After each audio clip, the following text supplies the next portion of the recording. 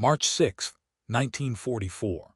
31,000 feet above Berlin, the air is so cold it turns breath to ice crystals inside oxygen masks.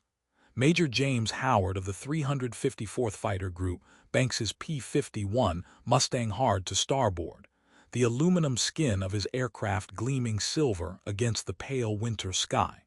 Below him, 30 B-17 flying fortresses lumber toward their target, black smoke trailing from one damaged engine. Above and around them, a swarm of 30 Luftwaffe fighters, Messerschmitt 109s and Focke-Wulf 190s, circle like sharks sensing blood. Howard is alone. His wingmen have scattered in the chaos of combat. By every doctrine of aerial warfare, he should break off, preserve his aircraft, return to base. Instead, he pushes the throttle forward. The Merlin engine responds with a throaty roar that seems to shake the very fabric of the sky. For the next 30 minutes, Howard will engage the entire German formation single-handedly, diving and climbing, firing and maneuvering, his aircraft performing maneuvers that German pilots believed impossible for an American fighter. When he finally lands at his base in England, his guns empty, his fuel tanks nearly dry, he will have saved those bombers and proven what the P-51 Mustang truly was. Not the dismissed curiosity that both Allied and Axis powers had once mocked, but the finest fighter aircraft of the Second World War, a machine that would own the skies over Europe and shatter the Luftwaffe's ability to defend the Third Reich. The story of the P-51 Mustang begins not with triumph, but with desperation and disdain. In April 1940, as German panzers prepared to smash through the Ardennes and subjugate France, a British purchasing commission arrived in the United States with an urgent request. Britain needed fighters, thousands of them, and needed them quickly. The Royal Air Force was bleeding aircraft over France faster than British factories could replace them. The Americans had fighters available, the Curtiss P-40 Warhawk, but production lines were backed up for months. The British approached North American Aviation, a company that had never built a fighter aircraft, and asked if they could manufacture P-40s under license. Dutch Kindelberger, the company's president, made a counteroffer that bordered on arrogance. His engineers could design and build a superior fighter from scratch in less time than it would take to retool factories for P-40 production. The British, desperate and skeptical in equal measure, gave him 120 days to prove it. What emerged from North American's Inglewood, California facility in October 1940 was an aircraft that looked fast even sitting still.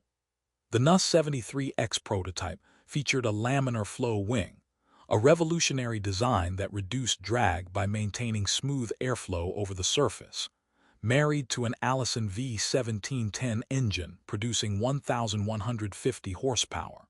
The fuselage was sleek and purposeful, the cockpit positioned far back to improve visibility, the radiator intake mounted beneath the fuselage in a design that actually produced thrust rather than drag.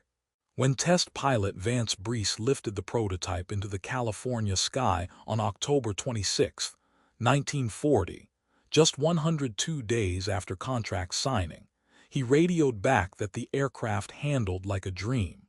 North American had kept its impossible promise, but the dream would curdle into disappointment. The early production Mustangs, designated Mustang Mk.I by the RAF, arrived in Britain throughout 1941 and early 1942. British pilots approached them with curiosity that quickly turned to frustration. At low and medium altitudes, the Mustang performed brilliantly, fast, maneuverable, stable as a gun platform. But above 15,000 feet, the Allison engine gasped and wheezed, its performance dropping catastrophically as air density decreased. In the high-altitude environment where most air combat occurred over Europe, the Mustang was nearly useless as a fighter. The RAF relegated the type to low-level reconnaissance and ground attack missions, roles that wasted the aircraft's potential. American evaluation boards examined the Mustang and reached similar conclusions. The U.S. Army Air Forces had no interest in a fighter that couldn't compete above 15,000 feet. Orders were minimal. The Mustang, for all its elegant engineering, seemed destined to become a footnote in aviation history, a might-have-been, an aircraft that promised everything and delivered mediocrity. German intelligence officers who examined captured reconnaissance photographs of Mustangs operating over occupied France noted them in reports, but assigned no particular concern. Another Allied fighter, nothing more. The Luftwaffe had destroyed the best the British could field in 1940. This American latecomer, hamstrung by its inadequate power plant, represented no threat to German air supremacy. Yet even as the Mustang languished in obscurity, the seeds of its transformation were being planted. In April 1942, a British test pilot named Ronald Harker flew a Mustang at the Rolls-Royce facility in Hucknall and came away convinced that the aircraft's problem stemmed entirely from its engine. The Allison was a fine power plant for low-altitude work, but it lacked the supercharger design necessary for high-altitude performance. Harker had an idea that bordered on heresy. What if North American's brilliant airframe was married to Britain's most powerful engine, the Rolls-Royce Merlin?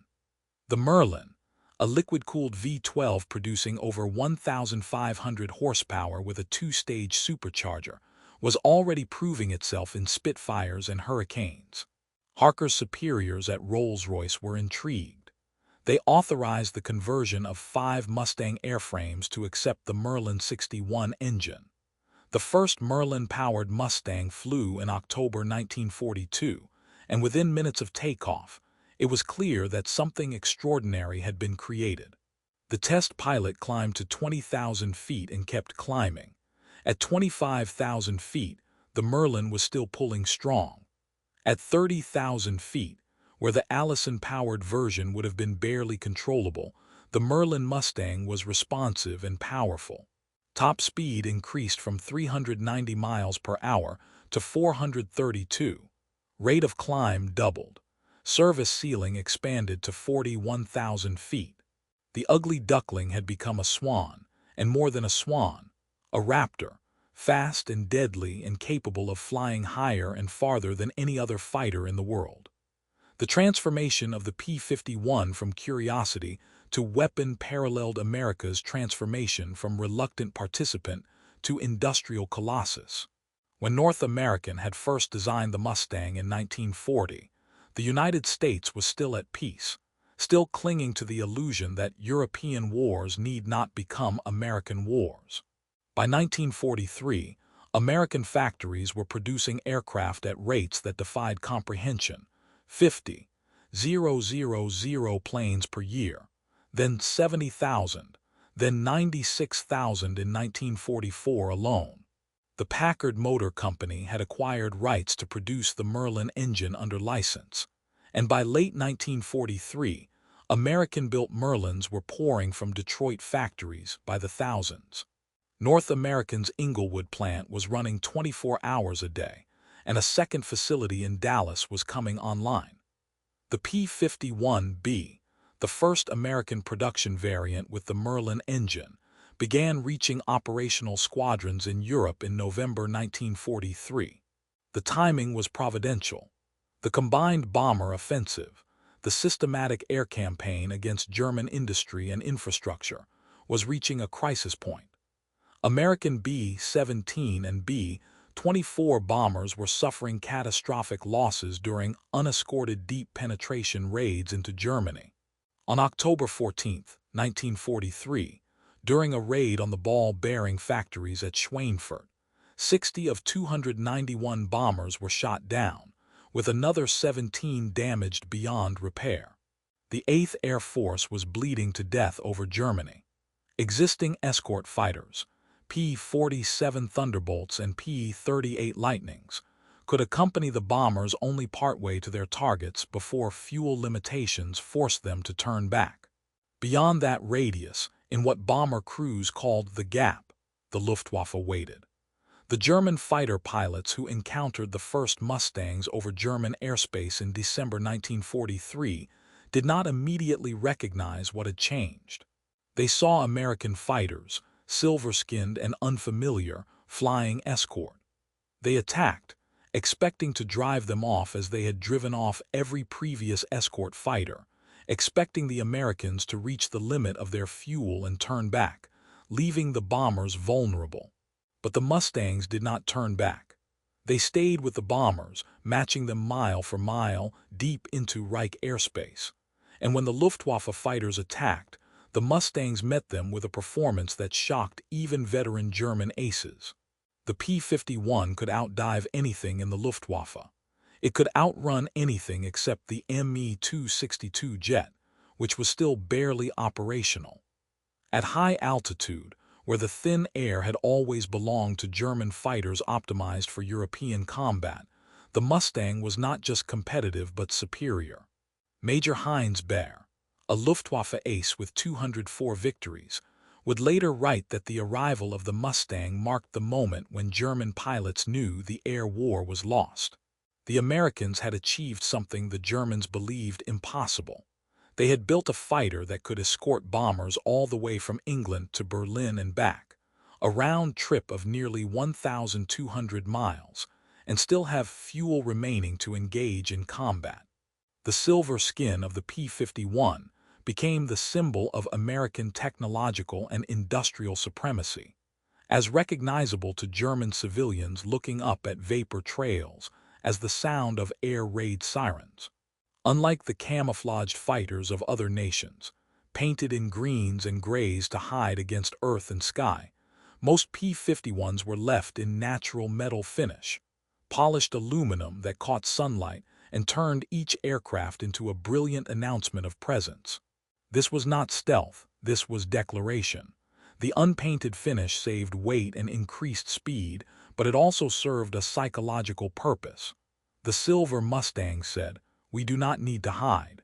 We are here above your cities, above your factories, above your homes, and there is nothing you can do to stop us." For German civilians who had been told by propaganda that the Luftwaffe remained invincible, that American pilots were incompetent, that German technical superiority would prevail, the sight of those silver aircraft, dozens, then hundreds, then thousands of them, filling the sky from horizon to horizon, was a revelation of impotence. The Reich that was supposed to last 1,000 years could not protect its own airspace from American fighters that had been mocked as inferior only months before. By spring 1944, the transformation was complete. The 8th Air Force possessed sufficient numbers of P-51s to provide escort for every bomber mission, and the doctrine had evolved to maximize their impact. Mustang groups no longer simply defended the bomber formations. They went hunting. Pilots were encouraged to leave the bombers when targets of opportunity appeared, to chase German fighters across the sky, to strafe airfields and trains and anything that moved. The Luftwaffe, which had spent 3 years developing tactics to destroy Allied bombers, found itself fighting for survival against an opponent that had greater range, greater numbers, and equal or superior performance. German pilot training programs, already strained by fuel shortages and the loss of experienced instructors, began producing pilots with barely 50 hours of flight time. Young men sent into combat against American pilots who had hundreds of hours of experience and a technological advantage that grew with each passing month. The attrition rate among German fighter pilots climbed to unsustainable levels. In February 1944, during Big Week, a coordinated campaign against German aircraft production, American fighters claimed 600 Luftwaffe aircraft destroyed. In March, another 500. By June, the Luftwaffe was losing more aircraft than German factories could build, and losing them not just to combat but to the systematic destruction of the industrial base that produced them. The face of this transformation can be seen in the experiences of individual pilots on both sides. Don Gentile, a pilot with the 4th Fighter Group, scored 21 aerial victories and 15 ground kills in his P-51, becoming one of America's most celebrated aces. His aircraft, named Shangri-La, bore the scars of repeated combat but remained serviceably lethal. Gentile described the Mustang in terms that approached reverence, not just a machine but a partner, an extension of will, an aircraft so responsive that thought seemed to translate directly into motion. When Gentile engaged German fighters, he fought with the confidence of a man who knew his aircraft was superior. This psychological advantage, as much as any technical specification, defined the Mustang's dominance. German pilots, by contrast, faced the opposite reality. Gunther Rall, a Luftwaffe ace with 275 victories, described the period after early 1944 as one of progressive demoralization. German fighters were outnumbered and outperformed. Fuel shortages meant training was cut to dangerous minimums. Experienced pilots were killed faster than they could be replaced. And over everything, like a silver blanket covering the sky, flew the Mustangs. Rall would survive the war, but many of his comrades did not. The life expectancy of a German fighter pilot in late 1944 could be measured in weeks. The symbolic power of the P-51 extended beyond its combat record to represent something fundamental about American industrial democracy. The Mustang was not the product of a single genius designer working in isolation, nor was it created by a totalitarian regime directing unlimited resources toward military production. It emerged from a system that encouraged innovation, that allowed a company with no fighter experience to bid on the most crucial military contract of the war, that possessed the industrial depth to produce both the airframe and the engine in numbers that overwhelmed opponents. The natural metal finish of the P-51, that silver skin that caught sunlight, represented American abundance.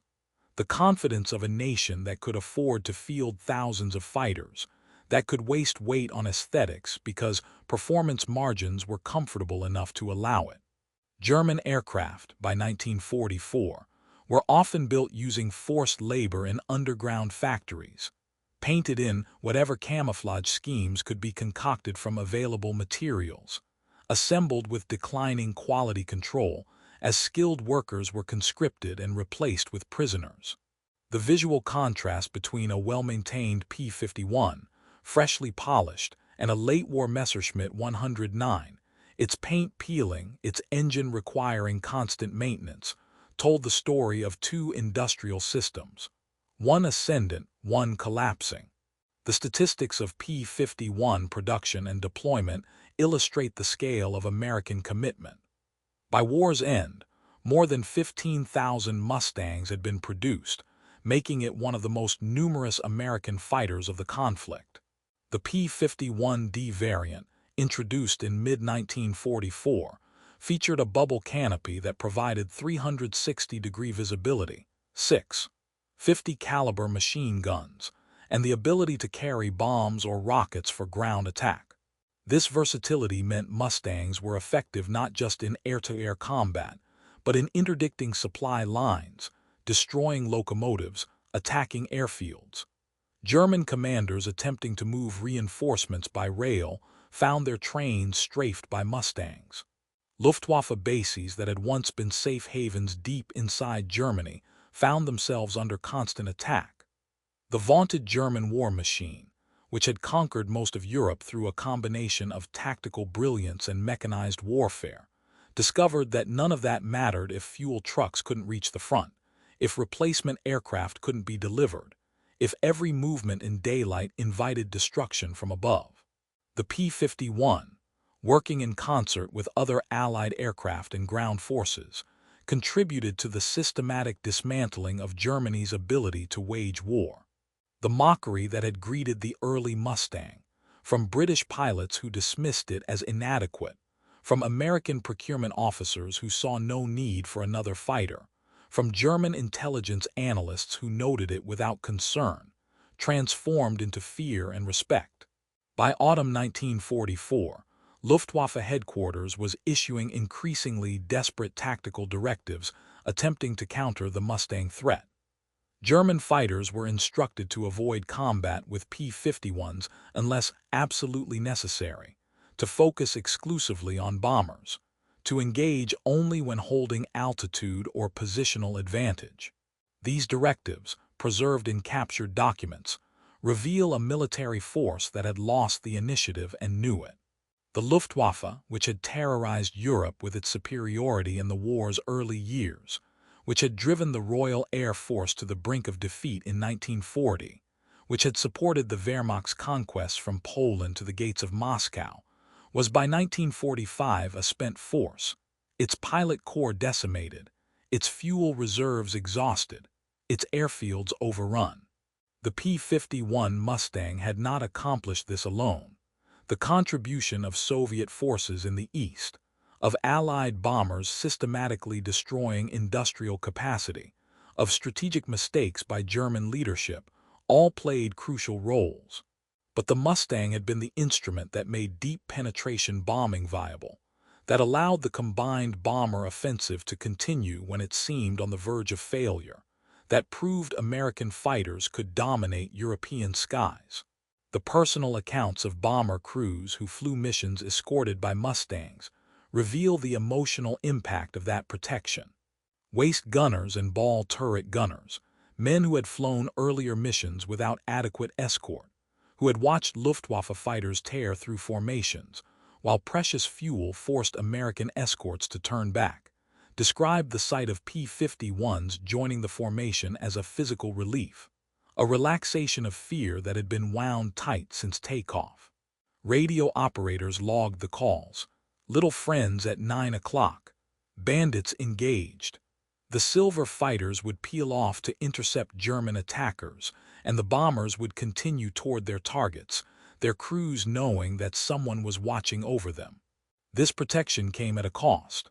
Mustang pilots were lost to flak, to mechanical failure, to superior numbers when the odds were simply too great. But they kept flying, mission after mission, their aircraft accumulating combat hours that would have seemed impossible in earlier fighters. The maintenance crews who kept the P-51s flying, the mechanics who changed engines, the armorers who loaded ammunition, the crew chiefs who nursed each aircraft through mission after mission, were as essential to the Mustang's success as the pilots who flew them. The P-51 was reliable in ways that many other high-performance fighters were not, capable of absorbing battle damage and returning home, forgiving of pilot error, maintainable under field conditions. These qualities, less glamorous than speed or maneuverability, made the difference between a good aircraft and a decisive weapon.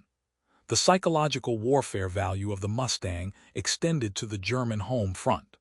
As 1944 progressed and Allied armies advanced from all directions, German civilians were subjected to increasingly obvious evidence that their government's promises of victory were lies.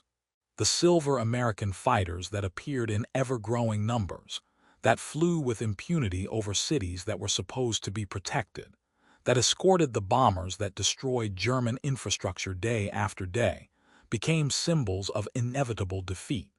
German propaganda attempted various responses, claiming the Mustangs were easy prey for experienced German pilots, publicizing individual victories by Luftwaffe aces, suggesting that secret weapons would soon sweep the skies clean of Allied aircraft.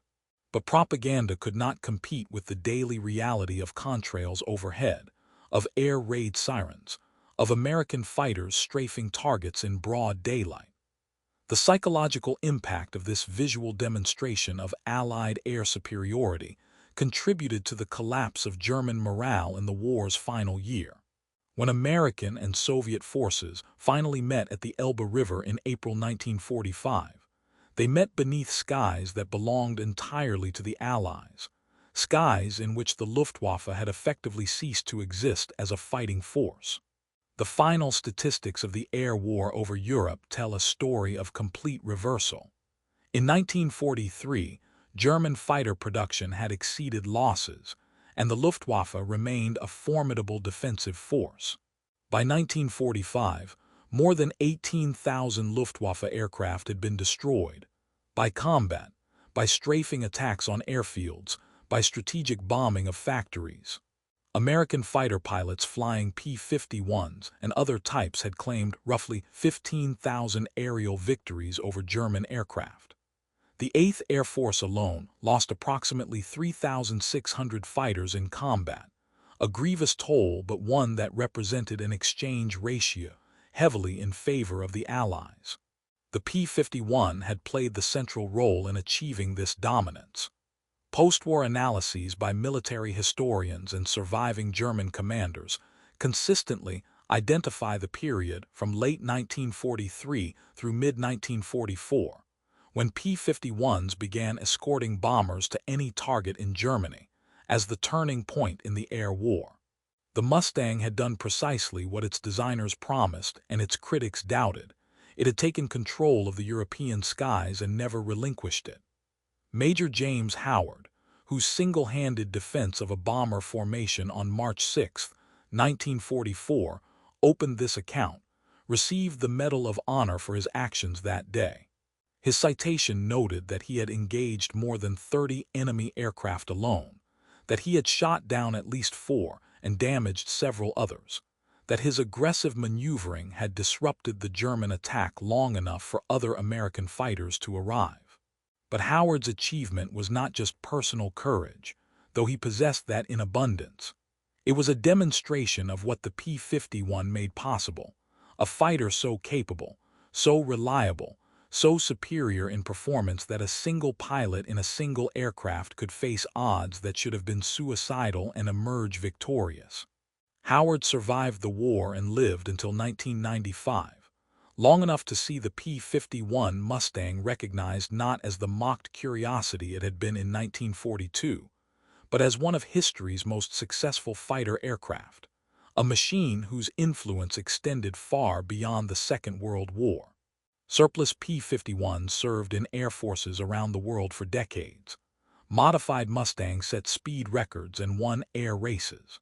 The basic design proved so sound that 75 years after its first flight, P-51s still fly at air shows, their Merlin engines still roaring with the same aggressive authority that once cleared the skies over Europe. The lesson of the P-51 Mustang extends beyond aviation history into questions of perception and potential. The aircraft that was dismissed as inadequate became decisive, not through some magical transformation, but through the recognition that excellence in one area, the airframe, could overcome deficiency in another, the power plant, if the right solution could be found. The combination of American design, British engines, and industrial production capacity that transcended both represented collaboration and adaptation. The Allies won the air war not because they possessed superior pilots, though they had many skilled aviators, but because they recognized problems, accepted solutions from unexpected sources, and possessed the industrial capacity to implement those solutions at scale. The Luftwaffe, trapped in doctrines that prioritized offense over defense, unable to acknowledge that earlier assumptions about Allied incompetence were catastrophically wrong, never adapted effectively to the changing reality of the air war. By the time German commanders recognized the threat the Mustang posed, it was too late. The industrial and human resources necessary to counter it no longer existed. The silver skin of the P-51, that polished aluminum that became iconic, that symbolized American presence in European skies, reflected more than sunlight. It reflected a kind of confidence that came from knowing that behind each aircraft were dozens more in production, that behind each pilot were training programs producing hundreds more, that behind the entire effort was an industrial base that German strategic bombing had never seriously threatened and could not now reach. The Reich that had conquered Europe through combined arms warfare, through tactical brilliance and operational surprise, discovered in the skies over Germany that none of that mattered against an opponent who controlled the air, who possessed unlimited resources, who could absorb losses that would have been catastrophic for Germany and return the next day in even greater numbers. The P-51 was not just a weapon. It was a messenger carrying news that totalitarian efficiency could not match democratic industrial capacity, that enslaved labor could not compete with free workers, that a system built on aggression and conquest would ultimately collapse beneath the weight of the world it had challenged. In the fading light of a May evening in 1945, as the guns finally fell silent across a devastated Europe, the silver fighters that had owned the skies began their final missions. Some escorted the last bomber raids of the war. Others flew reconnaissance missions over surrendering German units. Many simply returned to base, their pilots exhausted, their aircraft worn from years of combat, their purpose fulfilled. The Mustang would fly again in Korea, would serve in conflicts around the world, would transition from military necessity to cultural icon. But its defining moment, the reason it is remembered while many other excellent aircraft are forgotten, was those 2 years when it transformed from mockery to mastery, when it proved that American ingenuity and production could create instruments of war that dominated even the most experienced opponents. The men who flew the P-51, who maintained it, who died in it, helped secure a victory that preserved the possibility of freedom for millions. The silver skin that caught sunlight over Berlin and Munich and Vienna reflected not just metal, but the light of a different kind of power. The power of free nations united in common cause, of industrial democracies outproducing and outfighting tyranny, of ordinary men in extraordinary machines doing what their enemies believed impossible. That light has not dimmed with the passage of decades. It still shines in the roar of a Merlin engine at an air show, in the archived photographs of silver fighters in formation, in the memories of those who lived through that time, and understood that the outcome of the war, for all its complexity, could sometimes be glimpsed in something as simple as a fighter aircraft that owned the skies.